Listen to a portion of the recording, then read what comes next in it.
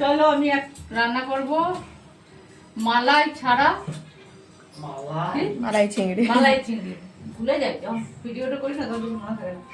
মালাই ছাড়া মালাই চিংড়ি। তো দেখো চিংড়ি মাছগুলো ভালো করে ধুয়ে নিয়েছি। এটাতে সব দেবো মশলা, জিরে গুঁড়ো, কাশ্মীরি লঙ্কা গুঁড়ো,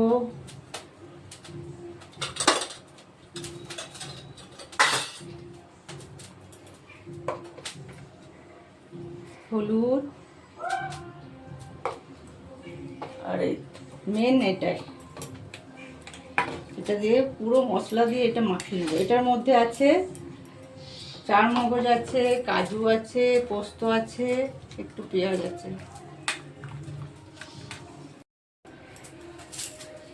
আর একটু ইয়ে দিলাম কাশ্মীরি লঙ্কা গুঁড়ো দিলাম কালারটা আসার জন্য। আর তেলটাই তো হচ্ছে, আর নুনটাও দিয়ে দিই।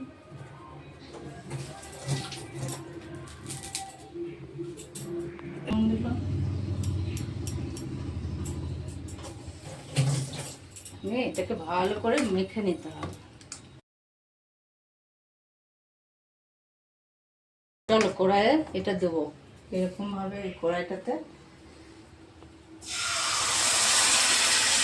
এটা এক ধরনের ভাপা আর কি, মালাই চিংড়ি আমি বললাম কিন্তু এক ধরনের ভাপা মাছ। এটা হালকা আঁচে হবে, দেখবে ভালো। এখনই মাছ বন্ধ হচ্ছে যে, দাঁড়া একটু তেলও একটু দিতে হবে। এটা হালকা আছে হোক, ঢাকা দেবো, তারপর তোমাদেরকে দেখাচ্ছি। দেখো আমার চিংড়ি মাছ রেডি।